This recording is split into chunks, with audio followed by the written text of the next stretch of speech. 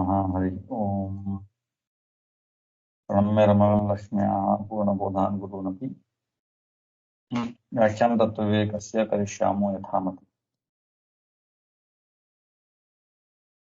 इदानीं ह्यः प्रान्ते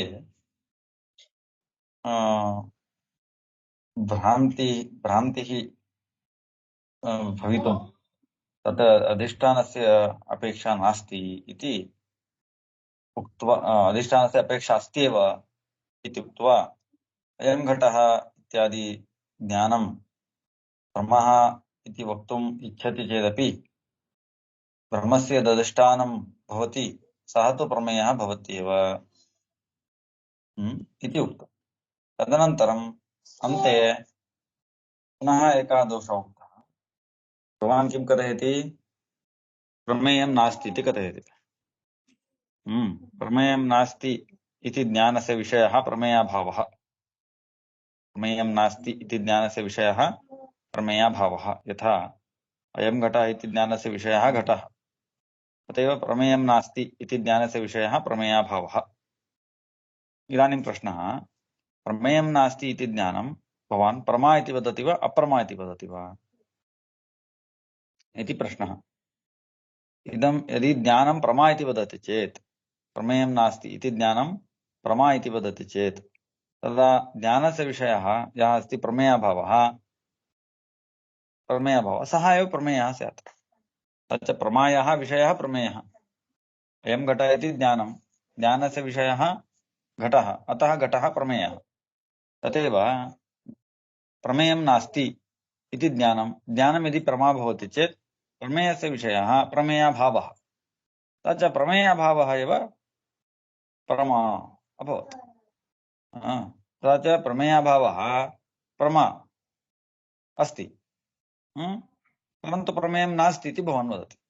प्रमेयाभावरूप प्रमा अस्ति, परन्तु प्रमेयं नास्ति इति भवान् सव्याहति, तस्यैव विरुद्धं भवान् वदति इति आपत्तिः भवति।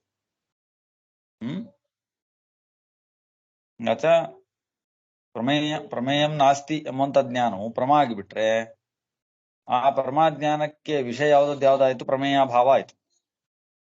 ಹಾಗಾದ್ರೆ ಪ್ರಮೇಯಾಭಾವ ಏನಾಯ್ತು? ಪ್ರಮೇಯ ಆಯ್ತು. ಯಾಕೆ? ಪ್ರಮಾಜ್ಞಾನಕ್ಕೆ ವಿಷಯ ಯಾವುದಾಯ್ತು? ಪ್ರಮೇಯಾಭಾವ ಆಯ್ತು. ಹಾಗಾಗಿ ಪ್ರಮೇಯಾಭಾವವೇ ಪ್ರಮೇಯ ಆಯ್ತು. ಹಾಗಾಗಿ ಪ್ರಮೇಯಾಭಾವ ಪ್ರಮೇಯ ಆಯ್ತು. ಅದು ನೀನ್ ಹೇಳ್ತಾ ಇರೋದು ಪ್ರಮೇಯ ಇಲ್ಲ ಅಂತ. ಹಾಗಾಗಿ ಸವ್ಯಾಹತಿ, ನಿನ್ನಗೆ ವಿರುದ್ಧವಾದದನ್ನ ನೀನೇ ಹೇಳ್ತಾ ಇದ್ದೀಯಾ ಅಂತ ಆಗುತ್ತೆ. ಇಲ್ಲ ಹಾಗಾದ್ರೆ ಮಾಸ್ತು ತಥಾ ಮಾಸ್ತು ಅಹಂ ಅಪ್रमा इति वदामि, प्रमेयं नास्ति इति ज्ञानम् अप्रमा इति वदामि इति चेत्, अच्छा प्रमेयं नास्ति इति ज्ञानम् अप्रमा चेत् प्रमेयम् अस्ति इति प्रमा भवति. प्रमेयं नास्ति ಎಂಬಂತ ಜ್ಞಾನವು ಅಪ್ರಮ, ಯಥಾರ್ಥ ಅಂತಾದ್ರೆ ಯಥಾರ್ಥ ಯಾವ್ದಾಯ್ತು? ಪ್ರಮೇಯಂ ಅಸ್ತಿ ಎಂಬುದೇ ಯಥಾರ್ಥ ಆಯ್ತು. ಆಯ್ತಾ? ಅವಾಗ ಪ್ರಮೇಯವನ್ನು ಒಪ್ಪದಂಗ ಆಯ್ತು. ಮತ್ತೆ ಅಚ್ಚ तदेव उक्तम् श्रीनिवासतीर्थटीकायां 269 नास्त्येव प्रमेयम् इति ज्ञानस्य प्रमात्वे एतद्विषयस्य नाम प्रमाविषयस्य प्रमेयभावस्यैव प्रमेयत्व प्राप्य, प्रमेयभावವೇ ಪ್ರಮೇಯ ಆಗಿಬಿಡುತ್ತಾದ್ರಿಂದ ನಾಸ್ತ್ಯೇವ ಪ್ರಮೇಯಂ ಅಂತ ಹೇಳೋದು ವ್ಯಾಹತೆ ಆಗ್ಬಿಡುತ್ತೆ.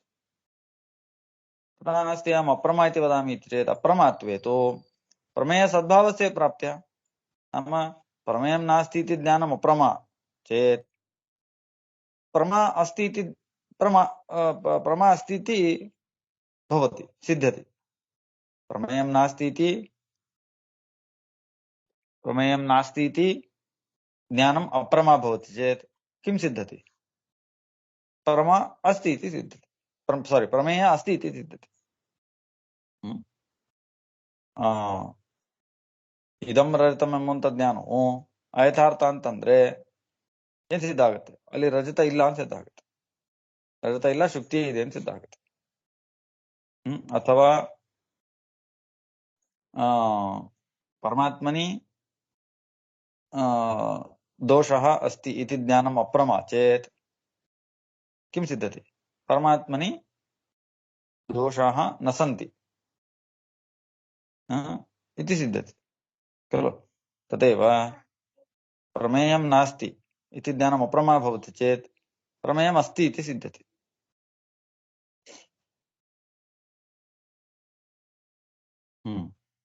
इति तेषां दोषम् उक्तवन्तः। तथा इदानीं प्रथमः पक्षः, ये प्रमेयमेव नास्ति इति वदन्ति तेषां मते अयं दोषः इदानीम् उक्तः। द्वितीयपक्षः, द्वितीयप्रश्नः किमासीत्? प्रमेयम् अङ्गीकुर्मः परन्तु अनेके प्रमेयाः न सन्ति इति वयं वदामः इति द्वितीयः प्रश्नः आसीत्। तस्य इदानीम् उत्तरं निरूपयन्ति। एके तु एकमेव तत्त्वमिति मन्यन्ते।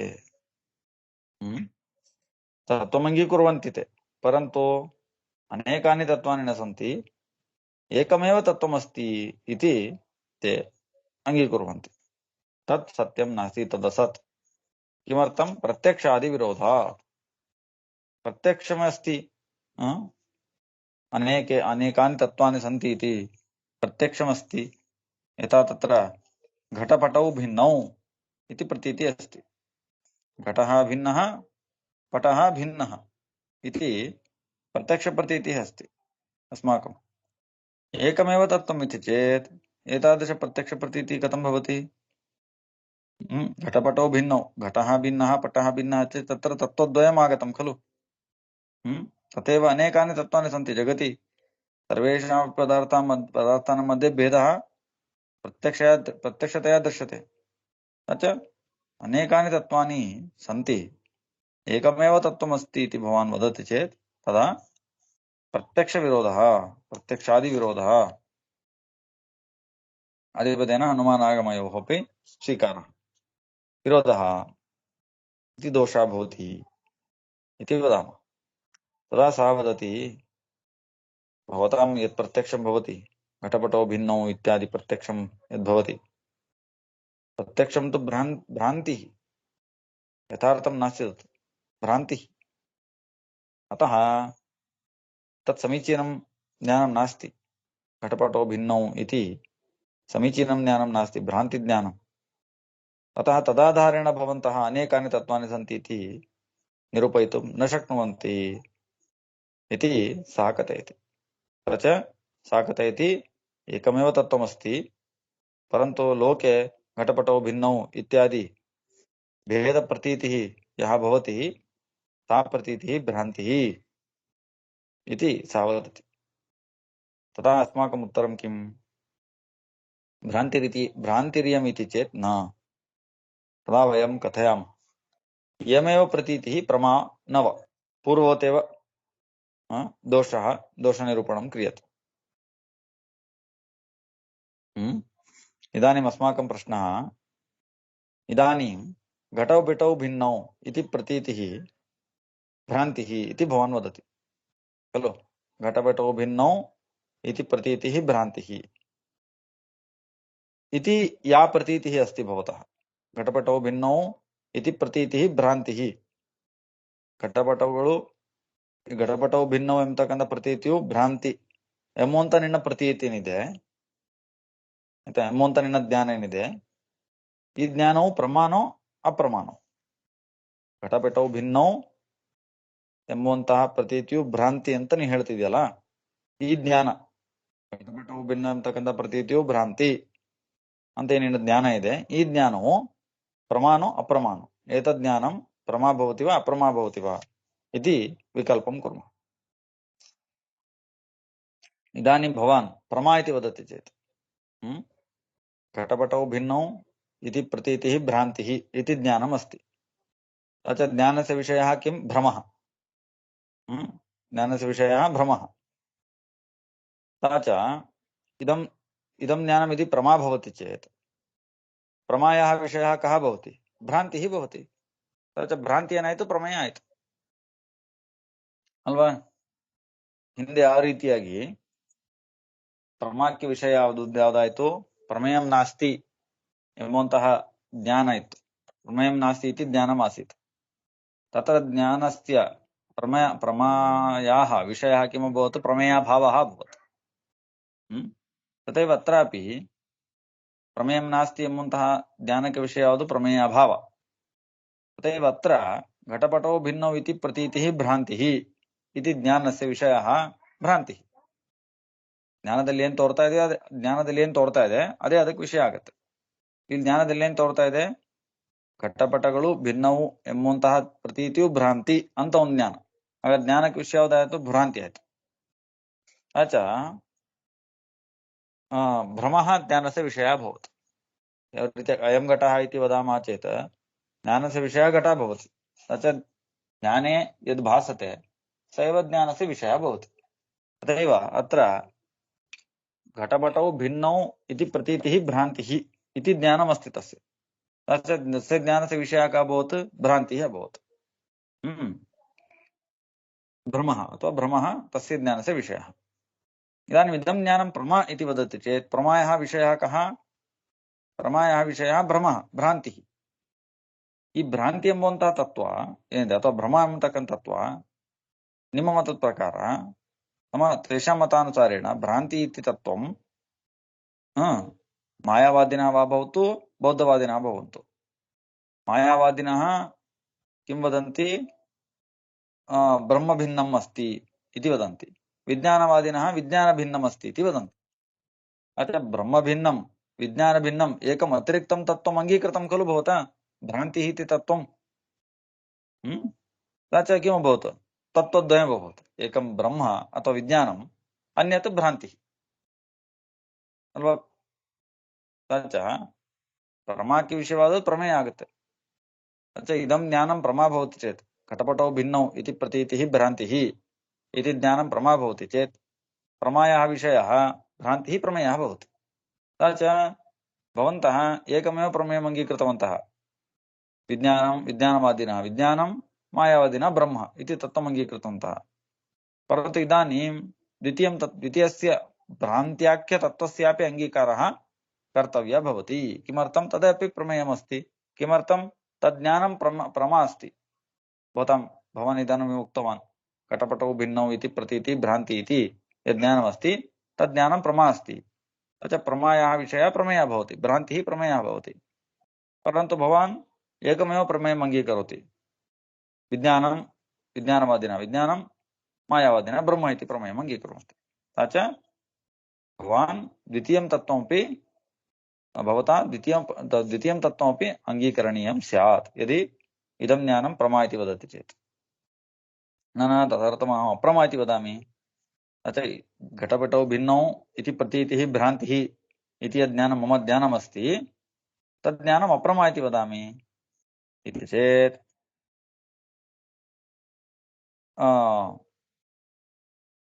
तदर्थं तत्र किमुक्तम् आद्यपक्षः दूषितः आद्ये तद्विषयेण तत्त्वान्तरेण भाव्यं तत् द्वितीयतत्त्वस्य अङ्गीकारः स्यात् द्वितीये प्रत्यक्षादेः प्रमात्वेन उक्तः एव दोषः नाम इदानीं भवान् यदि ज्ञानम् अप्रमा इति वदति चेत्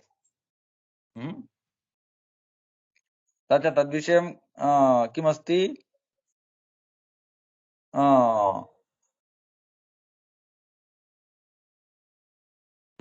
समीचीनं तथा अप्रमा इति वदति चेत् तदा किं भवति घटादिभेदविषयक प्रत्यक्षप्रतीतिः तत्र 271 मध्ये श्रीनिवासतीर्थं किमुक्तं तत्र द्वितीये प्रत्यक्षादेः प्रमात्वेन उक्तः एव दोषः प्रत्यक्षादि नाम प्रत्यक्षादिप्रतीतेः तथा च किमस्ति घटपटभेदविषयकः प्रत्यक्षप्रतीतिः नाम घटपटौ भिन्नौ इति प्रत्यक्षप्रतीतिः अस्ति खलु सा भ्रान्तिः चेत् भ्रान्ति इति यद् ज्ञानमस्ति सा अप्रमा भवति चेत् घटपटविषयक प्रत्यक्षप्रतीतिः एव प्रमा भवति तच्च घटपट भेदविषयक नाम घटपटौ भिन्नौ इति घटपटौ भिन्नौ इति प्रतीतिः भ्रान्तिः इति ज्ञानम् अप्रमा भवति चेत् घटपटौ भिन्नौ इति प्रतीतिः प्रमा भवति ಭ್ರಾಂತಿ ಎಂಬತಕ್ಕಂಥ ಘಟಪಟಗಳು ಭಿನ್ನ ಎಂಬಂತ ಪ್ರತ್ಯಕ್ಷ ಪ್ರತೀತಿಯು ಭ್ರಾಂತಿ ಎಂಬ ಜ್ಞಾನವು ಅಪ್ರಮ ಆದ್ರೆ ಯಾವ್ದು ಪ್ರಮ ಆಗುತ್ತೆ? ಘಟಪಟಗಳು ಭಿನ್ನವು ಎಂಬಂತ ಜ್ಞಾನವು ಪ್ರಮ ಆಯ್ತು. ತದೇವ ತತ್ರ ಉಕ್ತ ಪ್ರತೀತೇಃ ಅಪ್ರಮಾತ್ವೆ ಘಟಾದಿ ಭೇದ ವಿಷಯಕಃ ಪ್ರತ್ಯಕ್ಷ ಪ್ರತೀತೇಃ एव ಪ್ರಮಾತ್ವ ಪ್ರಾಪ್ತ್ಯ. तथा च भवान् एव किम् अङ्गीकृतवान् इदानीं? घटपट भेद विषयक प्रत्यक्ष प्रतीतिः प्रमा भवति इति उक्तम्.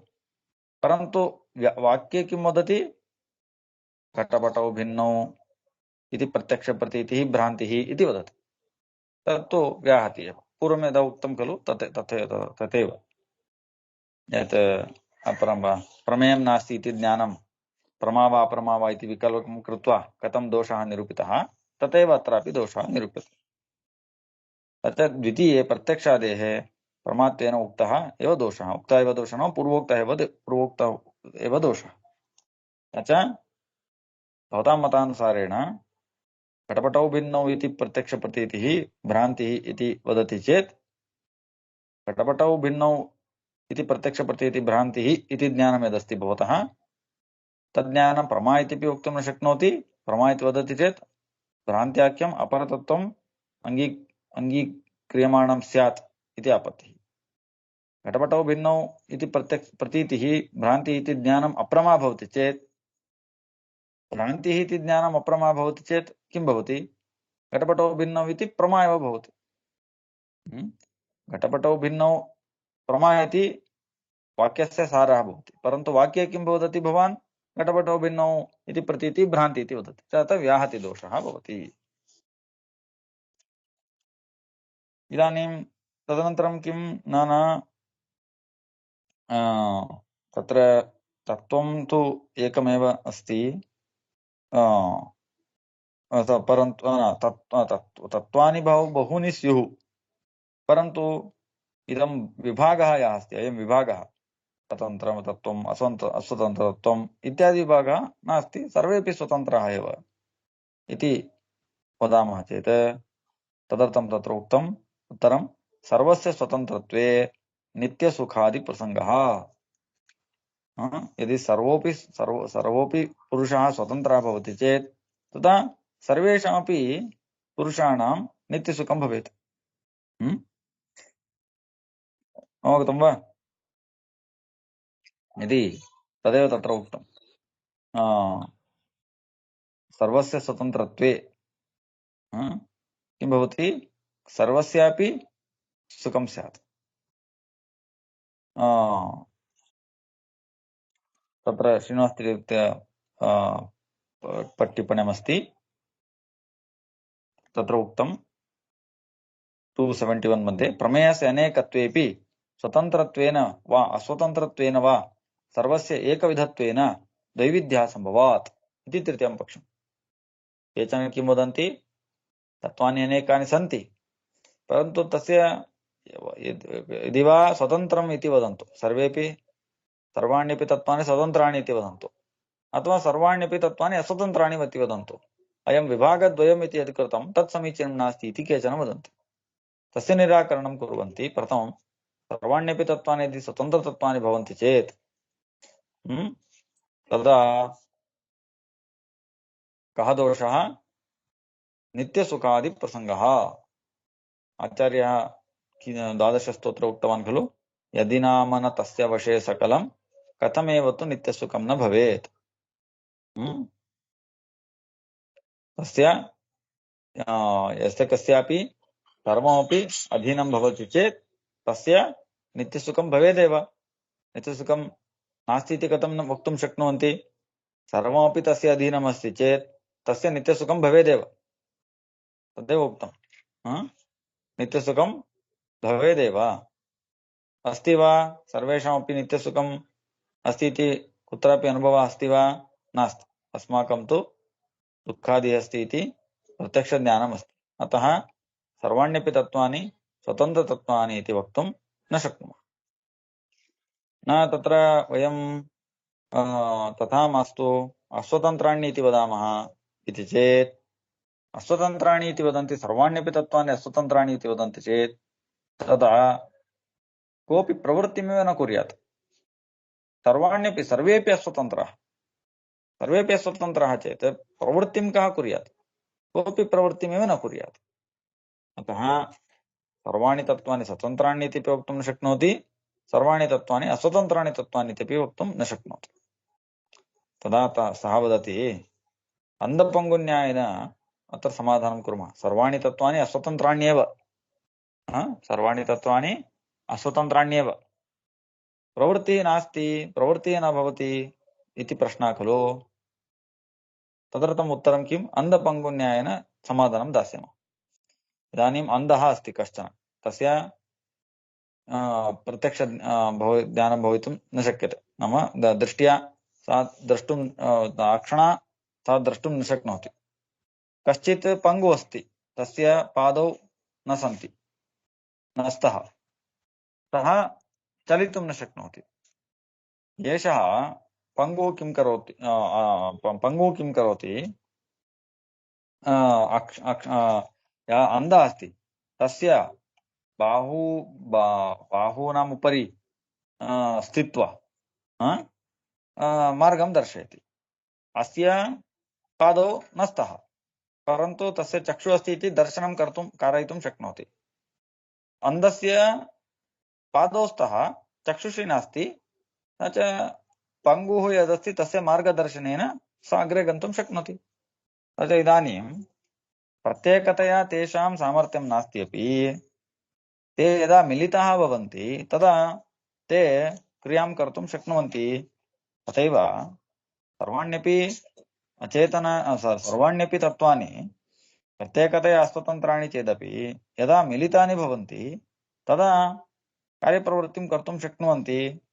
अतः अस्वतन्त्राणि तत्त्वानि भवन्ति चेदपि प्रवृत्तिः न स्यात् कस्यचिदपि इति दोषः न स्यात्। यतः सर्वेपि मिलित्वा, प्रत्येकतया तेषां सामर्थ्यं नास्ति चेदपि सर्वेपि मिलित्वा कार्यं कर्तुं शक्नुयुः इति सः पूर्वपक्षी यदा वदति चेत् तस्य उत्तरं किम्?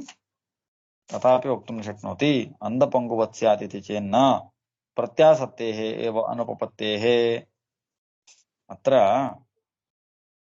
यदि सर्वाण्यपि तत्त्वानि स्वतन्त्राणि तत्त्वानि चेत् तयोः मेलनं भवेत्। इदानीम् अस्वतन्त्रतत्त्वानां मेलनं भवति चेत् ते कार्यं कर्तुं शक्नुयुः, परन्तु मेलनमेव कथं भवति? मेलनकारकः कश्चित् स्वतन्त्रः पुरुषः स्यात् खलु।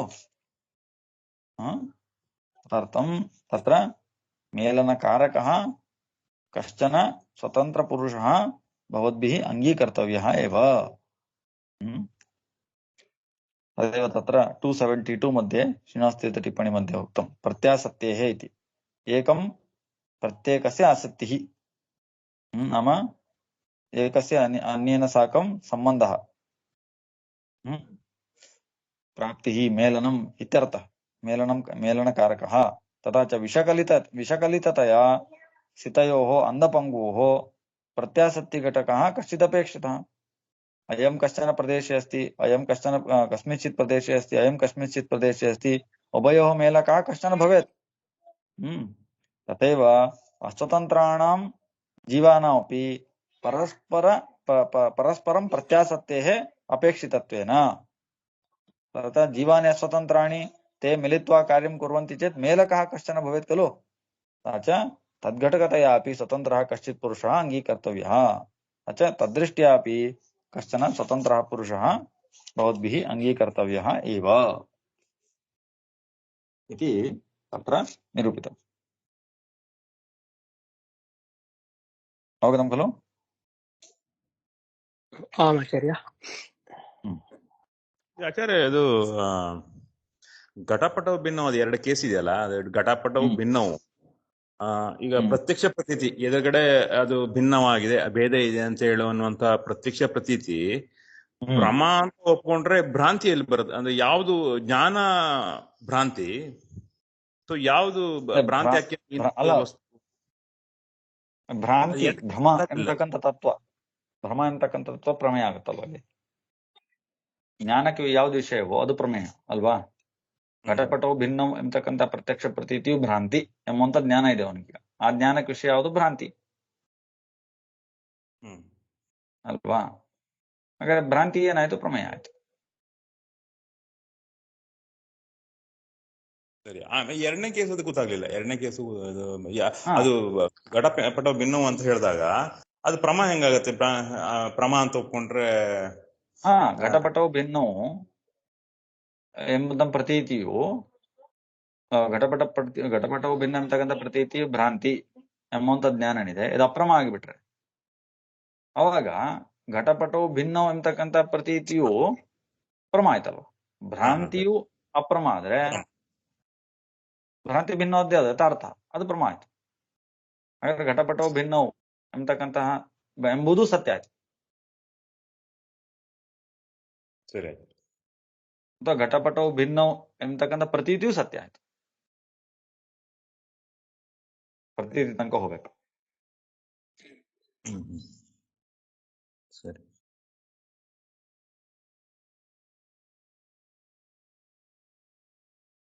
ಇನ್ನೊಂದ್ ತರ ಮಾಡ್ಬೋದಿತ್ತು, ಅಂದ್ರೆ ಇನ್ನು ಒಪ್ಸಿಕ್ಕಿದೆಯಲ್ಲ ಮಾಡಿ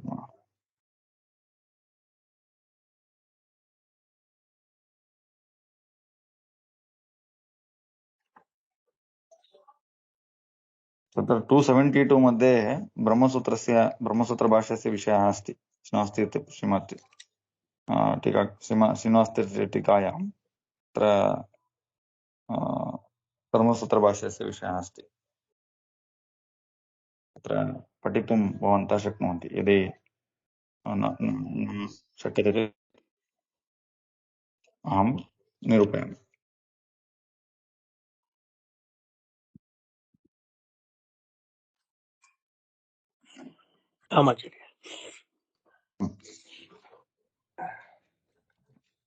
अस्तु तर्हि